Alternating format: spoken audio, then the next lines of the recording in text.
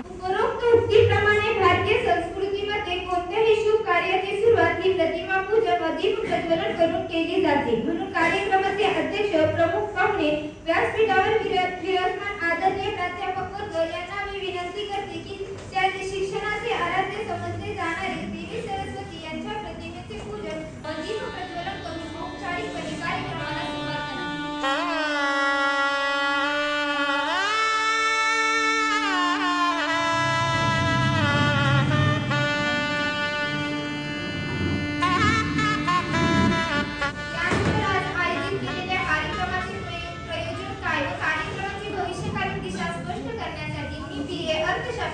वर्षाची विद्यार्थिनी कुमारी निकिता अरे तिला विनंती करते की तिने कार्यक्रमाचे प्रास्ताविक सादर करावे. येथे जमलेले आदरणीय शिक्षक आणि माझ्या मित्रमंडळी, माझे नाव निकिता बापू आहे आणि मला तुम्ही आशा आहे की तुम्ही सर्वजण मला ओळखतच असाल. आज आपण सर्वजण या ठिकाणी निरोप समारंभात सहभागी होण्यासाठी पाहुण्यांच्या आगमनाने हर्ष झाला मन मंदिरात, हर्ष झाला मन मंदिरात, करीतो प्रेम भावे आपले स्वागत या स्वागत हे विद्या मंदिरात, स्वागत हे विद्या मंदिरात.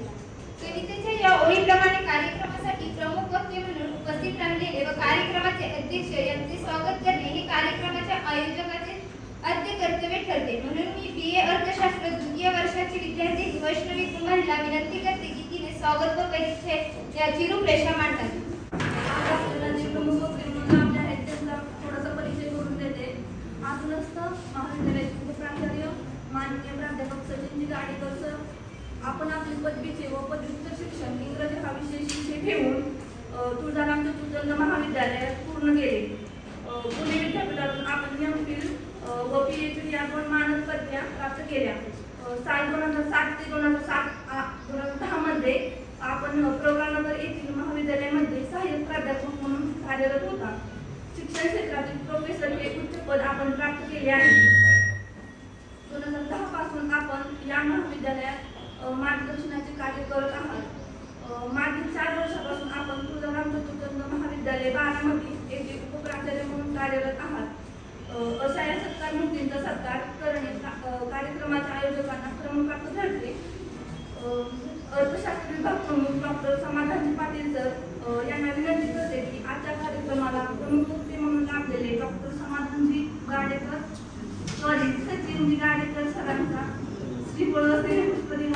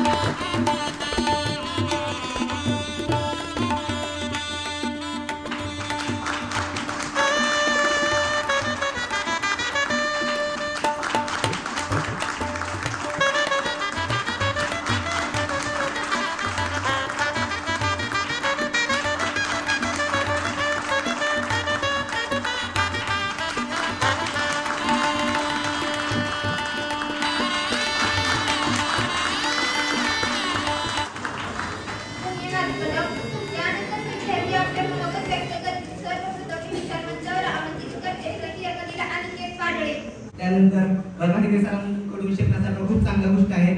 शिस्त आणि वेळेवर काम करावे हे उत्तम उदाहरण कोण असेल तर खाडगे सर असणार आहेत त्यामध्ये. कारण खाडगे सर वेळेवर आणि शिस्तप्रिय खूप आहेत. मला वाटते की तुम्हाला सरांचे लेक्चर कोणी जर केले तर त्याला परत अभ्यास करायची गरजच पडणार नाही. डायरेक्ट एक्झामला जाऊन बसला तर विद्यार्थी चांगल्या मार्गाने पास होईल. खरंच तुम्हाला सर खूप चांगलं शिकवतात. त्यानंतर आपल्या विभागाचे विकास पाटील सरांना बेस्ट HOD आवड दिला पाहिजे. तुम्ही माझ्या जवळचे शिक्षक कुलकर्णी सर माझ्या दिवशी मार्गावर शिकवाय आले तेव्हापासून कडे अर्थशास्त्र कशाला म्हणतात, अर्थशास्त्र म्हणजे काय आहे हे शिकलो. एखाद्या सामान्य माणसाचे विचार जेथे थांबतात तिथून सरांचे उच्च आणि दूरदृष्टी विचार तिथून चालू होतात. कुलकर्णी सर यांचं लेक्चर आज झालं नाही तर आज काही शिकून गेलो नाही वर्गातून. आणि भविष्यात कुलकर्णी सरांनी मला परवानगी दिली तर मला 2 गोष्टी करावायच्या आहेत. एक म्हणजे सरांच्या मार्गदर्शनाखाली PhD पूर्ण करायची आणि दुसरं म्हणजे कुलकर्णी सरांच्या जीवनावर मला 300 ते 400 पेजेचं एक पुस्तक लिहायचं आहे.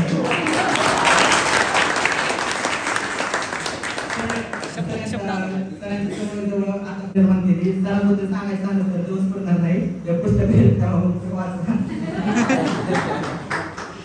शेवटी जाता एकच वाक्य पडतो. कुलकर्णी सरांनी मला 4 ते 5 वेळा सांगितलं आहे की चाहण्याचे खूप आहेत पण त्यांना शब्द मिळत नाही. सरांच्या जवळ 1-2 वर्षात हा चंद्रगुप्त तुमचे नाव अभिमानाने घेतात. मी नक्कीच तुम्हाला चंद्रगुप्त पण दाखवतो. आपल्या विभागाचे आणि शिक्षकांचे नाव आम्ही मोठे करू. मला या ठिकाणी बोलायची संधी दिली याबाबत सहयोग आणि आयोजकांचे खूप खूप आभार मानतो. धन्यवाद.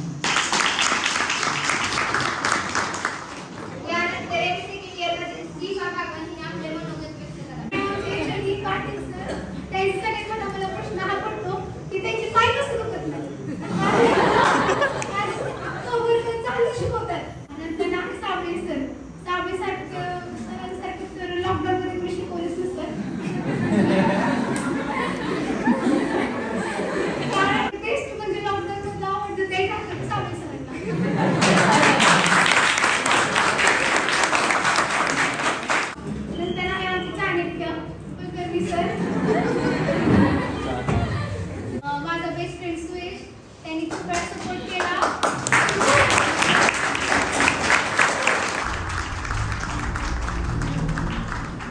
यानंतर एम.ए. द्वितीय वर्षाचे शिवम काळे यांना विनंती करते की त्यांनी आपल्या मनोगत व्यक्त करावे. धडपडत असणारे अर्थशास्त्र विभागाचे सर्व प्राध्यापक आम्हाला काही नवीन मित्र भेटले. अनिकेत असेल, वैभव असतील, विरेन असतील, वैभव पाटील असतील, अक्षय असेल, काही मैत्रिणी नाझिया सय्यद, पूजा घंटे, शिफा भगवान आणि मला सहकार्य केलं त्याबद्दल त्यांचे आभार. यानंतर एम.ए. अर्थशास्त्र द्वितीय वर्षाचे विद्यार्थी यांना भेटवस्तू द्यायची ठरवली आहे. मी विद्यार्थ्यांना विनंती करते की त्यांची विभागाकडे पूर्ण करावी.